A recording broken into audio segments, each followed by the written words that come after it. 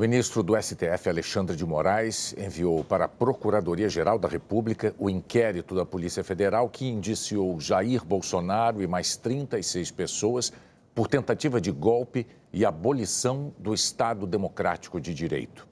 O ministro também retirou o sigilo dos documentos. No documento, Alexandre de Moraes destacou que, segundo a Polícia Federal, os 37 indiciados atuavam como um grupo criminoso para desacreditar o processo eleitoral, planejar e executar o golpe de Estado e abolir o Estado Democrático de Direito, com a finalidade de manutenção e permanência no poder e com a característica de interligação entre eles, uma vez que alguns investigados atuaram em mais de uma tarefa, colaborando em diversos núcleos de forma simultânea e coordenada. Agora cabe à Procuradoria-Geral da República decidir se oferece denúncia contra os investigados, pede o arquivamento dos casos ou solicita mais investigações à Polícia Federal. Na lista de 37 pessoas estão o ex-presidente Jair Bolsonaro, 4 ministros do governo dele, além de militares de alta patente e políticos. A PF apontou 6 núcleos de ação. O núcleo de desinformação e ataques ao sistema eleitoral, segundo as investigações, era encarregado de produzir, divulgar e amplificar informações falsas sobre as eleições presidenciais de 2022. O núcleo era formado por 9 integrantes, com destaque para o tenente-coronel Mauro Cid, citado em 4 dos 6 núcleos, e o ex-ministro da Justiça, Anderson Torres, que também tem atuação em mais de um núcleo. O núcleo responsável por incitar militares a aderirem ao golpe de Estado elegia alvos para estimular que eles fizessem ataques contra militares em posição de comando, que resistiam às investidas golpistas. Tinha 5 pessoas, tendo à frente Braga Neto, que foi ministro da Casa Civil e da Defesa e candidato a vice-presidente na chapa de Bolsonaro à reeleição. O núcleo jurídico fazia assessoramento e elaboração de minutas de decretos com argumentos jurídicos e doutrinários que atendessem aos interesses golpistas. Felipe Martins, que foi assessor internacional da presidência, fazia parte do núcleo. O núcleo operacional de apoio às ações golpistas planejava e executava medidas para manter os acampamentos em frente aos quartéis militares após a derrota de Bolsonaro nas urnas e antes da posse de Lula. Entre os integrantes estavam os tenentes-coronéis Hélio Ferreira Lima e Rafael Martins de Oliveira, da tropa de elite dos Kids Pretos. O núcleo de inteligência paralela coletava dados e informações que pudessem auxiliar a tomada de decisões sobre o golpe de Estado. Integrava o núcleo o general Augusto Heleno, ex-ministro do Gabinete de Segurança Institucional. O núcleo de oficiais de alta patente com influência e apoio a outros núcleos agia para estimular ações e medidas para consumar o golpe de Estado. 2 integrantes foram ministros de Bolsonaro: Braga Neto, que está em outros núcleos, e Paulo Sérgio Nogueira, ex-comandante do Exército e ex-ministro da Defesa. Além do almirante da reserva, Almir Garnier Santos, que comandava a Marinha. E o general da reserva, Mário Fernandes, que foi o número 2 da Secretaria-Geral da Presidência da República. Alguns dos indiciados não foram diretamente relacionados aos 6 núcleos de ação apontados pela Polícia Federal. É o caso de Bolsonaro, do deputado federal Alexandre Ramagem, que foi diretor da ABIN durante o governo Bolsonaro e é investigado em outro inquérito pela criação de uma ABIN paralela para monitorar ilegalmente autoridades e políticos durante o governo Jair Bolsonaro. De acordo com o inquérito, ele atuou de forma proativa como chefe da ABIN, assessorando Bolsonaro com estratégias de ataque às instituições e ao sistema eleitoral. Na decisão, Alexandre de Moraes manteve o sigilo das investigações que envolvem o tenente-coronel Mauro Cid, ex-ajudante de ordens de Bolsonaro, que fez delação premiada. Segundo Moraes, porque ainda há investigações em curso e outras em fase de análise. O relatório da Polícia Federal descreve a estratégia dos golpistas para espalhar suspeitas sem nenhum fundamento sobre as eleições. Os investigadores apontaram que os ataques ao sistema eleitoral brasileiro começaram em 2019. O objetivo seria sedimentar na população a falsa realidade de fraude eleitoral, para posteriormente a narrativa atingir 2 objetivos. Inicialmente, não ser interpretada como um possível ato que só aconteceu por conta do resultado da eleição, em caso de derrota eleitoral, e o mais relevante, ser utilizada como fundamento para os atos que se sucederam após a derrota do então candidato Jair Bolsonaro no pleito de 2022. A Polícia Federal destacou que o grupo produziu e espalhou um grande volume de informações falsas em vários canais, especialmente na internet, em que afirmavam sem provas que as eleições foram fraudadas. Segundo a polícia, os investigados sabiam que a narrativa falsa de fraude eleitoral, sendo disseminada por muito tempo, seria extremamente eficiente em seu público-alvo, já que o endosso de um grande número de usuários aumenta a confiança na informação que está sendo transmitida. O grupo continuou agindo da mesma forma logo após o fim das eleições de 2022, em que Lula se elegeu presidente. A Polícia Federal indicou que, mesmo cientes da inexistência de fraudes nas eleições realizadas em 2022, o núcleo começou a atuar de forma mais incisiva, utilizando a metodologia desenvolvida pela Milícia Digital para reverberar a ideia de que as eleições foram fraudadas, estimulando seus seguidores a resistirem na frente de quartéis e instalações das Forças Armadas, no intuito de criar o ambiente propício para o golpe de Estado. Enquanto um grupo tentava garantir apoio popular disseminando mentiras, outro núcleo jurídico atuava na produção de documentos, na tentativa de legitimar o golpe de Estado. A Polícia Federal colheu provas que evidenciam a participação de Jair Bolsonaro, Felipe Martins, Anderson Torres e Amaury Féres Saad na confecção da minuta de decreto de golpe. E citou a delação premiada do então ajudante de ordens de Bolsonaro, tenente-coronel Mauro Cid, que afirmou que o ex-presidente recebeu a minuta do decreto. O documento inicialmente previa a prisão de diversas autoridades, dentre as quais os ministros do Supremo Tribunal Federal, Alexandre de Moraes e Gilmar Mendes, além do presidente do Senado, Rodrigo Pacheco, e também decretava a realização de novas eleições devido a supostas fraudes no pleito. Ainda segundo Mauro Cid disse à PF, Bolsonaro teria determinado alguns ajustes na minuta do decreto. Segundo o tenente-coronel, diante da recusa dos então comandantes do Exército e da Aeronáutica em aderirem ao golpe, o então presidente Jair Bolsonaro, no dia 9 de dezembro de 2022, reuniu-se com o general Estevam Teófilo, comandante do Comando de Operações Terrestres, que aceitou executar as ações a cargo do Exército, caso o presidente Jair Bolsonaro assinasse o decreto. Segundo a Polícia Federal, milícias digitais pressionaram militares em posição de comando a aderir ao plano golpista. Mas os comandantes do Exército e da Aeronáutica disseram não. A investigação aponta que a adesão de militares era fundamental para o êxito do golpe de Estado. Na preparação estavam no comando os generais da reserva Braga Neto, ex-ministro da Casa Civil e da Defesa de Bolsonaro; Paulo Sérgio Nogueira de Oliveira, ex-comandante do Exército e ex-ministro da Defesa; Mário Fernandes, ex-secretário executivo da Secretaria-Geral da Presidência; Estevam Teófilo Gaspar de Oliveira e Laércio Virgílio; e o almirante da reserva e ex-comandante da Marinha, Almir Garnier Santos. Após a derrota de Bolsonaro, as mensagens trocadas entre os investigados se tornaram mais extremadas de acordo com a investigação. E os ataques digitais passaram a ser concentrados aos militares de alta patente, que se recusaram a aderir ao golpe. Segundo a PF, os então comandantes do Exército, General Freire Gomes, e da Aeronáutica, Brigadeiro Batista Júnior, rechaçaram qualquer adesão de suas respectivas forças ao intento golpista.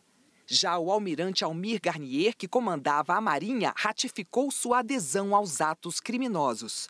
Por isso, segundo a PF, os investigados continuavam a investir nos ataques pessoais contra os comandantes Freire Gomes e Batista Júnior, utilizando as ferramentas da milícia digital, disseminando em alto volume, de forma contínua e repetitiva, informações falsas, passando a imagem ao meio militar e aos adeptos do ex-presidente Jair Bolsonaro que os referidos comandantes seriam traidores da pátria e alinhados ao comunismo. No dia 14 de novembro de 2022, o general da reserva Laércio Virgílio encaminhou ao general Freire Gomes uma mensagem. Cada vez mais a nação brasileira precisa de você e exige o seu posicionamento, Kid Preto. Em outra conversa, o general Braga Neto encaminhou ao capitão reformado Ailton Barros uma mensagem que teria recebido de um outro militar das Forças Especiais do Exército com a seguinte afirmação: meu amigo, infelizmente tenho que dizer que a culpa pelo que está acontecendo e acontecerá é do general Freire Gomes. Omissão e indecisão não cabem a um combatente. Ailton Barros sugere continuar a pressionar o general Freire Gomes e propôs, caso o comandante insistisse, em não aderir ao golpe de Estado. Vamos oferecer a cabeça dele aos leões. Braga Neto concorda. Oferece a cabeça dele, cagão. Braga Neto, de acordo com a Polícia Federal, também determinou que os ataques também fossem direcionados à família do então comandante da Aeronáutica, Brigadeiro Batista Júnior. Senta o pau no Batista Júnior, traidor da pátria. Inferniza a vida dele e da família. Elogia o Garnier, em referência ao comandante da Marinha, que teria aderido à ideia golpista. E o BJ, em referência a Batista Júnior. Um mês depois, em 14 de dezembro, o general Laércio Virgílio envia uma série de mensagens a Freire Gomes. Em uma delas afirma: se o Bolsonaro cair, a nação brasileira cairá junto. É imperativo que as Forças Armadas intervenham urgentemente. Em outra mensagem para Freire Gomes, que segundo a PF foi possivelmente encaminhada, Laércio Virgílio faz um ultimato ao comandante do Exército. Diz: ou você toma uma decisão ou pede para sair. Conheço seu caráter, seu profissionalismo, mas você vai amargar essa mácula na sua reputação e passar para a história como o covarde traidor da pátria? A Polícia Federal afirma que encontrou mensagens de uma pessoa identificada como Riva, que confirmam a adesão do almirante Almir Garnier ao intento golpista. Na mensagem, Riva diz que o então comandante da Marinha é patriota. Tinham tanques no arsenal prontos. Essa mensagem foi encaminhada pelo tenente-coronel Sérgio Cavalieri ao tenente-coronel Mauro Cid. Durante a conversa, Cavalieri diz: fomos covardes, na minha opinião. Mauro Cid concorda. Fomos sim, mas todos, do presidente da República e os comandantes das forças. Na sequência, o então ajudante de ordens de Bolsonaro afirma: 64 não precisou de ninguém assinar nada, em referência ao golpe militar de 64. A Polícia Federal detalhou como cada passo dos golpistas estava interligado, desde as primeiras manifestações em frente aos quartéis do Exército, passando pelos planos de assassinatos de autoridades, até chegar às medidas que deveriam ser adotadas após o golpe. O relatório mostrou a participação dos golpistas na organização das manifestações. A investigação identificou que Mário Fernandes, então número 2 da Secretaria-Geral da Presidência da República, era o vínculo do então governo Bolsonaro com os manifestantes golpistas. A tropa de elite do Exército, chamada de Kids Pretos, planejou e executou ações clandestinas para prender, matar autoridades. O planejamento se iniciou no início de novembro de 2022, após a derrota de Bolsonaro. O plano das ações clandestinas foi apresentado pelos denominados Kids Pretos na reunião realizada no dia 12 de novembro de 2022, na residência do general Braga Neto. A partir da aprovação pela organização criminosa, os militares começaram a implementar a logística necessária para a execução das ações. Segundo o relatório da PF, o planejamento foi apresentado e aprovado pelo general Braga Neto. Ainda de acordo com o documento, o núcleo operacional planejou as ações clandestinas para prender, assassinar o ministro Alexandre de Moraes e os integrantes da chapa presidencial vencedora, o presidente Lula e o vice, Geraldo Alckmin. As ações estão descritas no documento denominado Punhal Verde-Amarelo. O plano para assassinar Alexandre de Moraes foi chamado de Copa 2022 e seria executado no dia 15 de dezembro. Eles não foram adiante, mas os conspiradores seguiram planejando o golpe. O relatório da Polícia Federal revela a descoberta de um outro plano golpista chamado de Operação 142, uma alusão ao artigo 142 da Constituição Federal, que trata das Forças Armadas. O material foi apreendido na sede do PL, na mesa de um assessor de Braga Neto. No documento existem 6 destaques no organograma: avaliação da conjuntura, relacionar todas as ingerências do Judiciário nas ações do Executivo e do Legislativo desde 2019. Linhas de esforço, enquadramento jurídico do Decreto 142, convocação do Conselho da República e da Defesa, discurso em cadeia nacional de TV e rádio, preparação da tropa para ações, mobilização de juristas e formadores de opinião, preparar comunicados para difusão, interrupção do processo de transição, anulação de atos arbitrários do STF. Centro de gravidade estratégico, decretar o artigo 142, dia D. Estado final desejado estratégico, restabelecer a ordem constitucional e o livre exercício dos direitos fundamentais. Centro de gravidade político, anulação das eleições, prorrogação dos mandatos, a substituição de todo o TSE e a preparação de novas eleições. E, por fim, estado final desejado político. Lula não sobe a rampa. Segundo a PF, o documento demonstra que Braga Neto e seu entorno, ao contrário do explicitado no documento anterior, tinham clara intenção golpista com o objetivo de subverter o Estado democrático de direito, utilizando uma interpretação distorcida do artigo 142 da Constituição Federal, de forma a tentar legitimar o golpe de Estado. No inquérito, a Polícia Federal afirma que Jair Bolsonaro teve domínio direto sobre toda a trama golpista. O relatório cita o nome do ex-presidente 643 vezes. Segundo os investigadores, ministros, oficiais militares e assessores se reuniram várias vezes para discutir estratégias para o golpe de Estado, a mando de Bolsonaro. Havia, inclusive, um plano de fuga. De acordo com o inquérito, foi o que aconteceu em dezembro de 2022, quando o ex-presidente foi para os Estados Unidos nas vésperas de Lula tomar posse. A investigação identificou um plano para a evasão e fuga de Bolsonaro do país, caso seu ataque ao poder judiciário e ao regime democrático sofresse algum revés que colocasse sua liberdade em risco. Os investigadores apontam no relatório que Bolsonaro sabia e concordava com a chamada Carta ao Comandante do Exército de Oficiais Superiores da Ativa do Exército Brasileiro.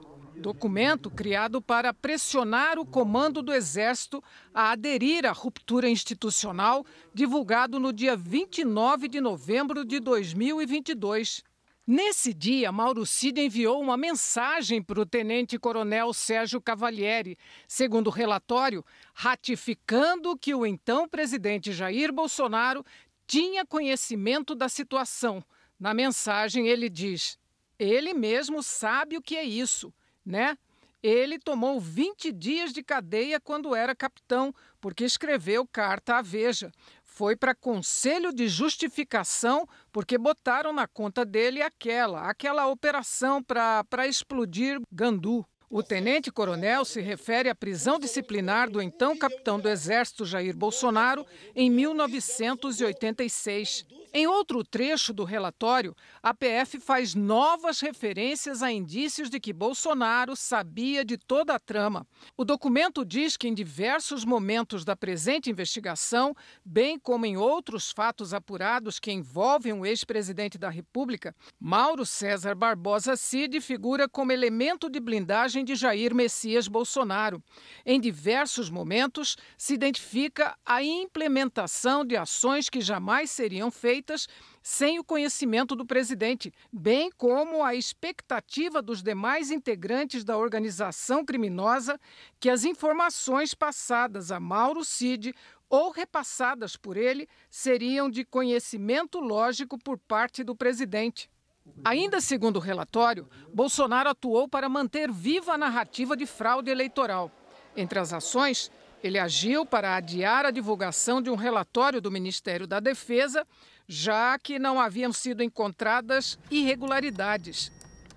Os investigadores concluem que Bolsonaro atuou de forma clara para se manter no poder. Bolsonaro efetivamente planejou, dirigiu e executou de forma coordenada com os demais integrantes do grupo desde pelo menos 2019. Atos concretos que objetivavam a abolição do Estado Democrático de Direito, com a sua permanência no cargo de presidente da República Federativa do Brasil. Fato que não se consumou por circunstâncias alheias à sua vontade, dentre as quais a resistência dos comandantes da Aeronáutica, Tenente Brigadeiro Batista Júnior, e do Exército, General Freire Gomes, e da maioria do alto comando, que permaneceram fiéis à defesa do Estado Democrático de Direito, não dando suporte armado para que o então presidente da República consumasse o golpe de Estado. O relatório da PF cita pelo menos 8 elementos como indícios da participação do ex-presidente Bolsonaro na trama do golpe, afirmando que Bolsonaro planejou, dirigiu e executou os atos que levariam à abolição do Estado Democrático de Direito. Bolsonaro já havia sido indiciado em outros 2 inquéritos, da falsificação do cartão de vacinas e a apropriação indevida das joias sauditas. Esses crimes, segundo os investigadores, faziam parte do mesmo objetivo: impedir a posse do governo eleito legitimamente.